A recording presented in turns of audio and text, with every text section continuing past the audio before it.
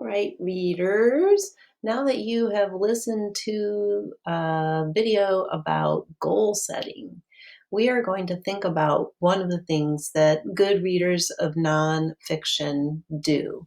So in second grade, when I read several books or parts of one book on the same topic, I add what I learned from one text or part of text onto what I learned from the other. So you're adding things on as you read. That's the kind of reading that you do in second grade.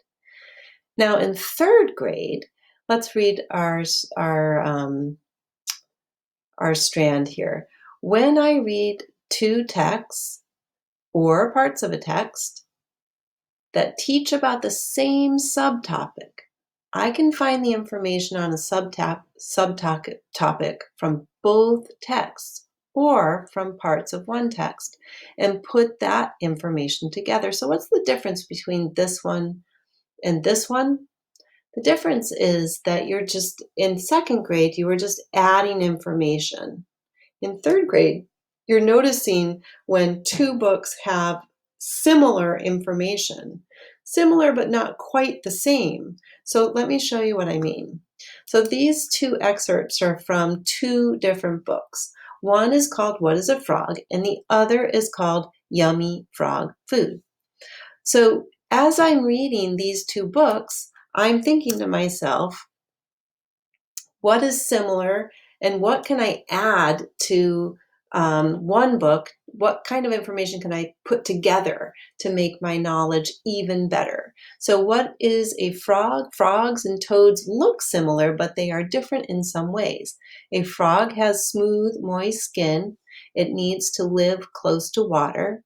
If a frog's skin dries out, the frog will die. And then frogs have small teeth on their upper jaw. They do not use their teeth for biting or chewing. They use them for holding prey. Let's move on to the next one, and you guys can go back and read this whole thing. It's really interesting. So this is from Yummy Frog Food. Frogs and toads eat worms, snails, and insects such as mosquitoes and dragonflies. They do not need to drink. They take in water through their skin.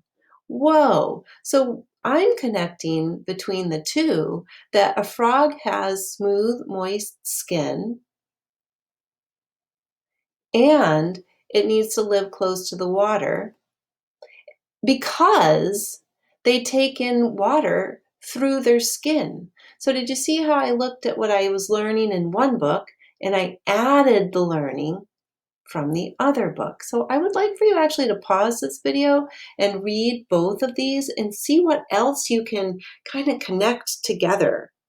So probably you'll find something about eating, maybe about their tongues. So pause right now and take a moment to read both of these and really think about how can you connect the information and make your knowledge grow, not just stacking information, but just growing it. Mm.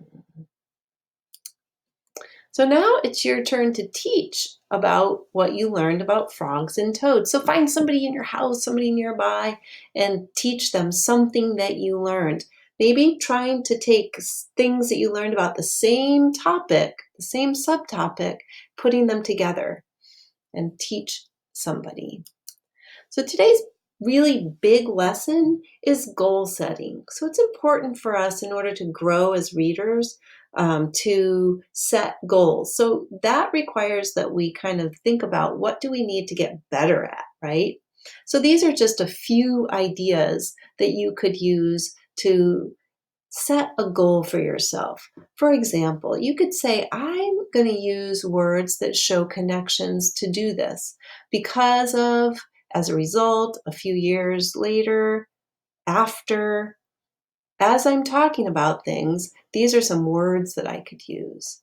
You could also keep track of new vocabulary. So if you're a reader who's reading a book about something that has lots of different kinds of words, you could say to yourself, hey, you know what? I think I'm going to write some of these down. You could put together two sources, which is what we were just talking about.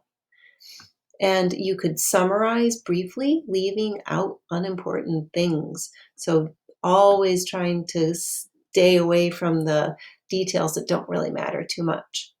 So here's some more work that you could do to set goals for yourself.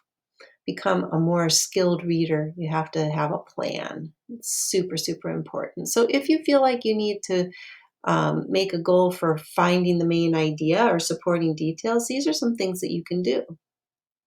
If you feel like you need to read a little bit more, these are some things that you could do. If you feel like you're the kind of reader who needs to work a little bit on fluency, meaning when you're reading out loud, not sounding super choppy or sounding like a robot, then these are some things that you could do. So today we're going to have a Padlet on what is your reading goal, or I'm just going to have you put that in our Padlet. What is your reading goal? Could be something like this. It could be off of here. You may have some completely different ideas.